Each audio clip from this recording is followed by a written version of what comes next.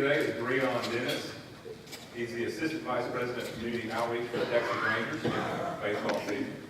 His mother joins us today as well. In fact, Breon is a native of Shreveport. Went to CE Byrd. He corrected me, not Byrd, CE Byrd. He oversees the Texas Rangers youth ballpark, their camps, their clinics. He's also responsible for their grassroots marketing, for corporate partnerships and outreach within the African American community. He's going to talk a lot today about what the Rangers are doing to give back to the community. They really are doing a lot compared to many other professional teams. He has an associate's degree in mass communications from Bossier Parish Community College. He also has a bachelor degree in business administration and sports management from Dallas Baptist University, right down the road from where I teach. And he and his family reside in Halton City, Texas. Please join me in welcoming Breon Dennis.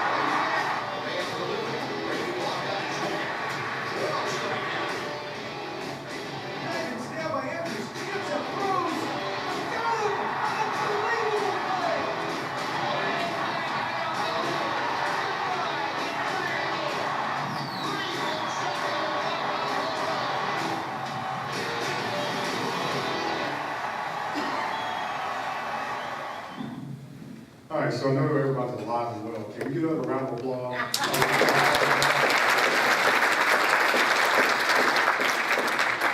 Well, as Scott has mentioned, my name is Breon Dennis. I'm the Assistant Vice President for your Texas Rangers Baseball Club. And the reason why this is very important because you have a hometown kid that came home. I am home, I am safe, and my mother is here with me as well, Breon Dennis, who gave birth to me back in 1977.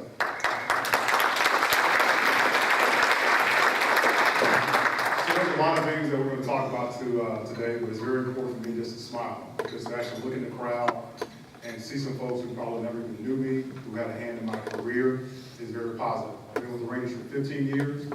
That means 15 years employed with the Rangers. It has been a great ride for me. As you kind of hear my story, and as well as talk about the club, I'm also going to talk about a lot about the community and giving back. Because I heard about the dictionaries, I'm smiling and saying to myself, I'm sure back in the day some Rotary Club member came to my school and handed out a dictionary, but I'm sure I probably sold that dictionary to another kid because I didn't want to read it. That's just what I was doing. Also, too, I'll put Mr. Darryl Boucher on the spot. Back when he was on television, I was a kid at Bossier Parish Community College. Interviewing him, I thought I wanted to be in sports broadcasting, and I interviewed him. But who would imagine now that he is here talking about birthdays and I'm the featured speaker? I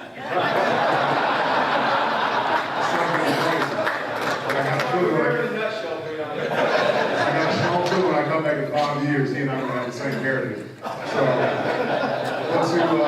to let you know, it's been a great ride and a great journey. As Scott mentioned, being with the club, I'm not real big on titles because I'm all about people. I'm in the people business. This is going to be baseball. But to let you know, the Rangers are 17 and 15. What does that mean? We have a better record than the Cowboys have had in the last 30 years. Our winning percentage is 53% right now, so technically if you're a finance person, that means you're in the positive. But it definitely is a club. We are definitely service above self. And when you think about our 3 million fans that have come across to the Ranger Stadium over the years, we do more than just baseball. A lot of folks love to talk about baseball, and you see the contracts, and you say, man, those guys are millionaires. Those guys get paid a lot of money.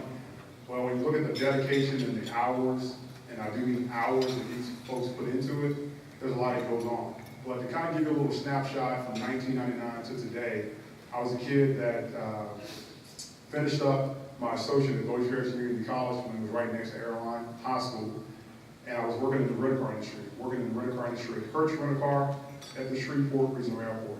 I was a kid that worked there who didn't even take a flight until he was 27. So Tim Brando, our legendary Tim Brando, used to come through the airport every Thursday on his way to New York, and I used to always say, hey, I want to get into sports. What would you do? He said, if you want to get into sports, you'll sell peanuts. Same thing I said. I'm like, do what? Sell peanuts? What do you mean? I know I can do more than just sell peanuts.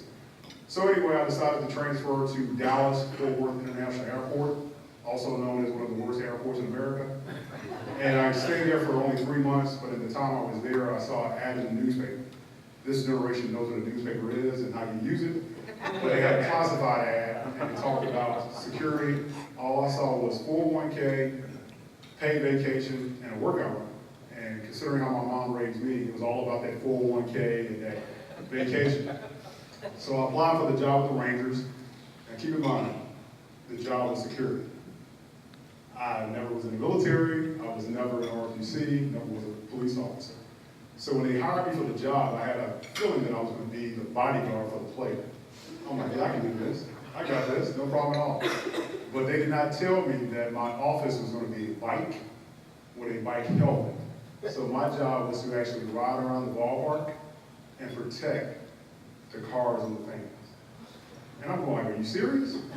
But when you came back home to Shreveport and you said, hey, you work for the Texas Raiders baseball club, do you know how folks in Shreveport treated me? They thought I was a rock star. They were like, man, you work for the Rangers. I'm like, I'm a security guard. What do you mean? And they thought it was one of the special stories known to man. So along the way, get a chance to see some of your great players, the Pudge Rodriguez's of the world, Juan Gonzalez, another guy who got paid $252 million by the name of Alex Rodriguez. We signed him back in 2001. So imagine all your baseball cards come to life. And along the way, I knew I wanted to stay in sports. So the Rangers actually paid for me to go to speech. And why do I say that to you? Just like the Rotary, you do a lot of service and you plant a lot of seeds in the lives of so many youth across this country that one act of kindness, you don't know what it can do to the next generation.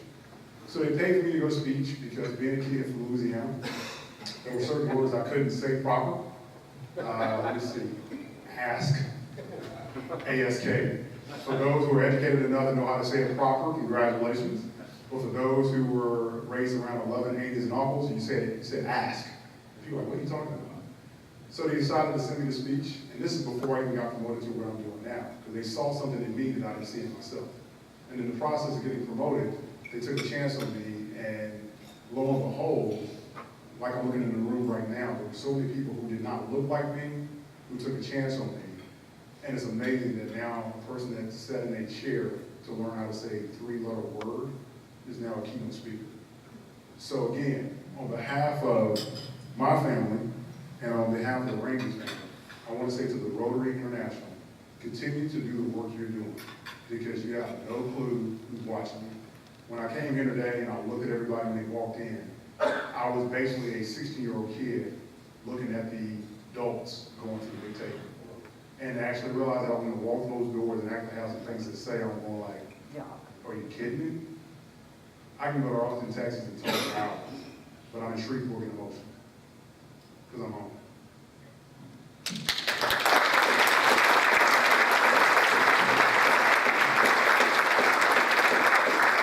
All right, so now that is done, and that's been recorded for training purposes for my kids when they see the dad. When they see dad does get emotional, I guess we can go ahead and get real. So to let you know, the Rangers organization has been around since 1972. We have done a lot of losing since 1972. But one of the great successes for us, we've seen the last few years, if you notice, with the explosion over in West Texas, the explosion that took place at the fertilizer plant that actually put our region into a very different situation. MLB, also known as Major League Baseball, does a great work in giving back. Whether you saw the hurricanes, you saw a lot that's going on in Washington State with the landslides and things like that, mudslides. One of the things that Bud Seeley, the commissioner, who's on his way out the door, constantly we're talking about doing is building major league citizens. The percentage of people who make it to the major leagues are very small, very small.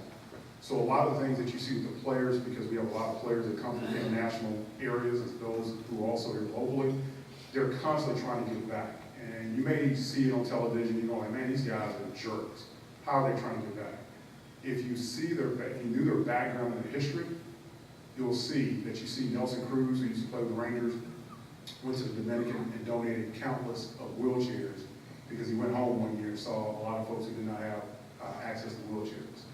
You take, for instance, Elvis Andrews, our shortstop, the guy that smiles a lot, number one. And by the way, if you don't watch the Rangers, please watch the Rangers on television. We have 81 home games. We have a lot of entertainment. So Elvis is our shortstop, and Elvis has a very big passion for special needs kids. And a lot of times players don't like to brag about it. And the reason why is because in society, we say you should be doing it because you make billions. Well, to let you know your life expectancy in sports or your career expectancy in sports is only 3 years. So you'll imagine a kid getting drafted at 18 years of age, and in basically 3 years he's retired. So these guys are going to go back into the civilian world just like everyone else. But to see what guys like Josh Hamilton, when he played with us, you know his story as far as the drug abuse, as far as what he went through on a day-to-day basis. Those guys want to give back, but they're so conscious, if you would, about how it's going to look to the family.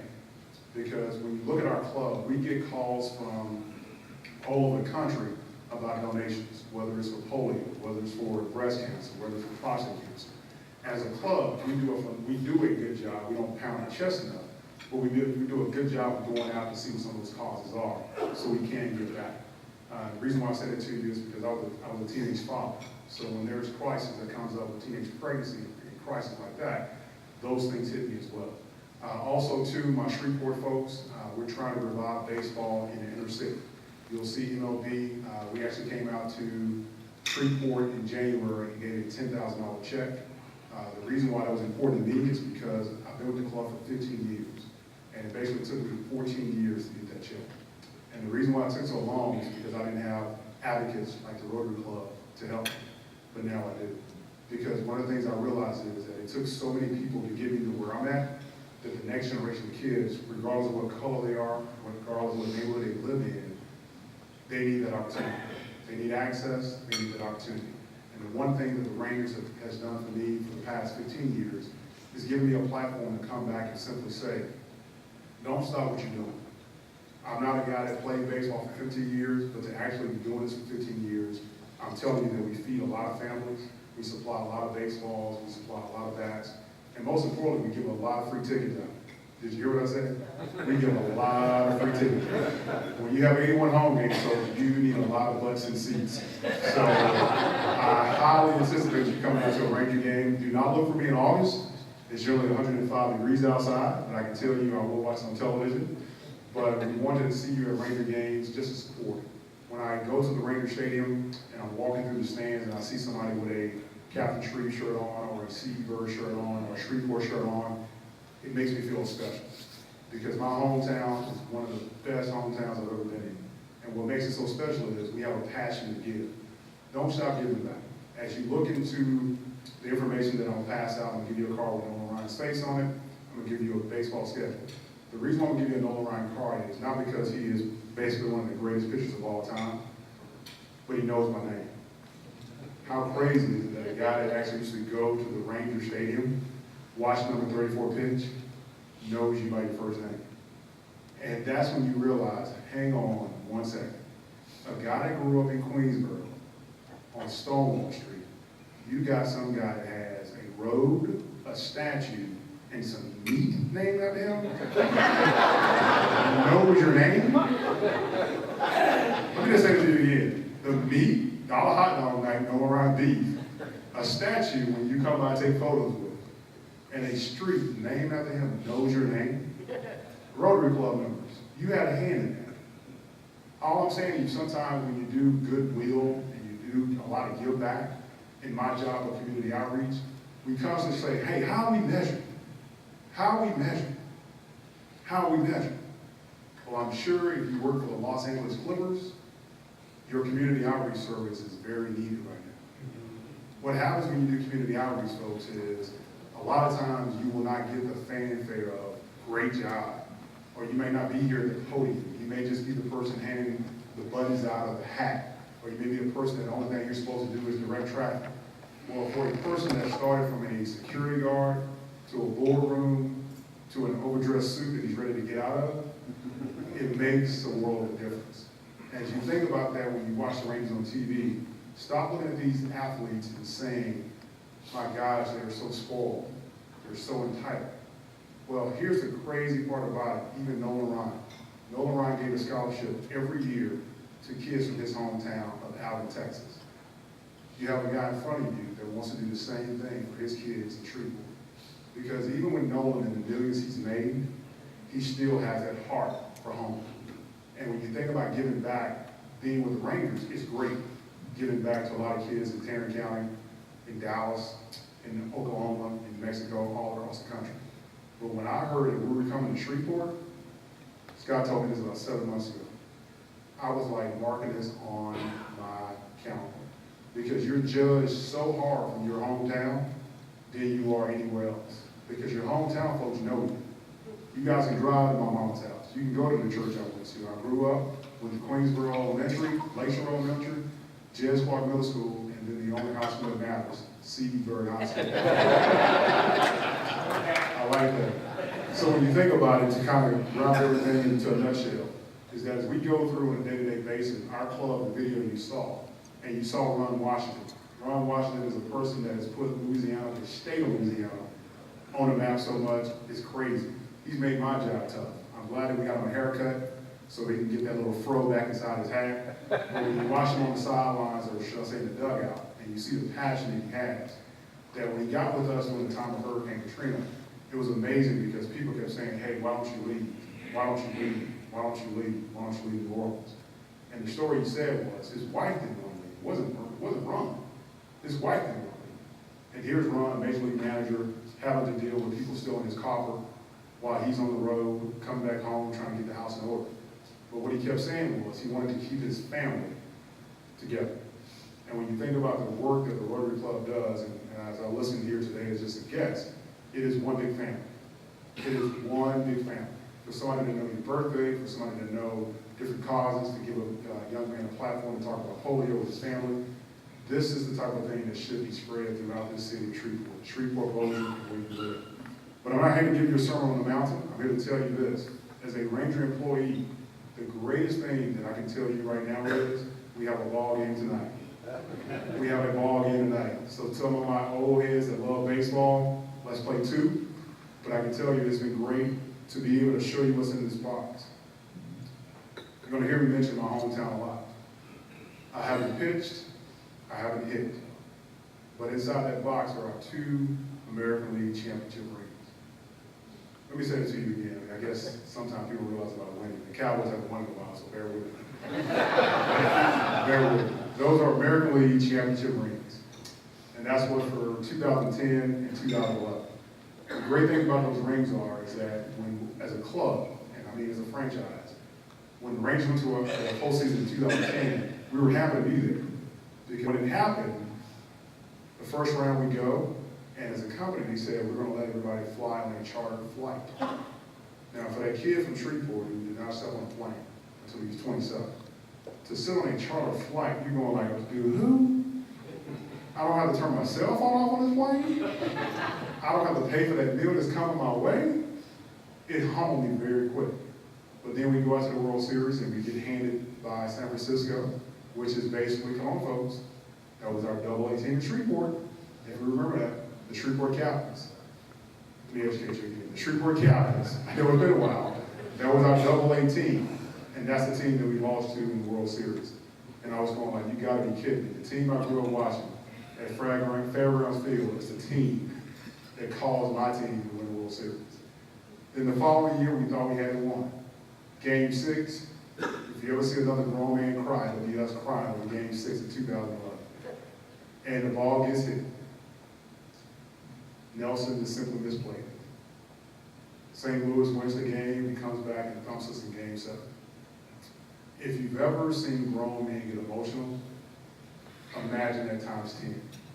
And I say that to you because the service that you do on a day-to-day basis of giving back, those athletes are still human. And to not win that World Series in 2011, it crushed us so much that a lot of our employees refused to wear that championship ring.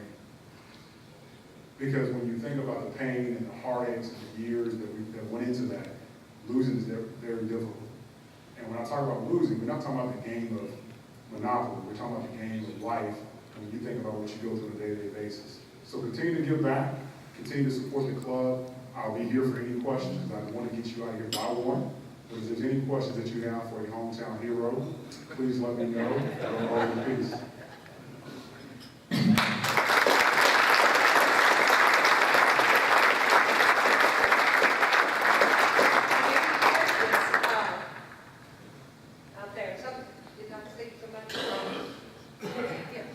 What's the future of baseball in Shreveport?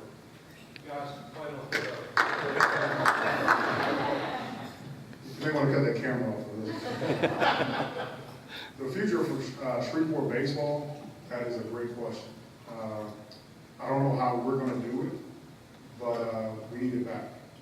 And I don't want to say that to kind of keep, banging the drums. But I've been to a lot of minor league stadiums. I've been to a lot of major league stadiums. Frisco, Texas has our Shreveport Capitals. When I moved to Texas in December '99, Frisco was a dry county. Now Frisco is one of the most booming areas in the country. It's not for me to say what it's going to be, it's up to your city officials, but to let you know, I'm not going to say that the stadium needs to be in the same spot it's located in, but I can literally tell you based on what you're doing in Bossier, what you're doing in Benton, what you're doing in other parts of Shreveport, this area is thirsty for baseball. Because when you see as many Shreveport people that I see, I'm talking youth baseball teams as well, come to Texas and play baseball, you kind of shake your head a little bit. So with the financial community in the room, I'll be glad to assist as much as possible just on the baseball side, scouting side, operational side, to get us where we need to be. But to let you know, I do believe there'll be a lot of red tape, only because of the fact, if you can't get rid of the bats that you have at that stadium, the bats that I heard about, it's going to take a while to get the stadium where it needs to be. But as a sports guy who actually has been covering sports and watching sports for years, Shreveport has a lot of rich history in sports. But if you notice the key word, history. And the longer we get away from that, my nephew won't know anything about Albertville, Lee Smith, Scott Baker, Todd Walker, Robert Parrish. They won't.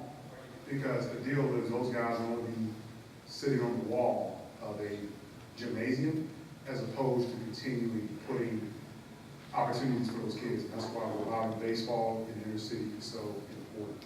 But to let you know, to give you that great question you asked, the city needs to get off its butt and get down to business.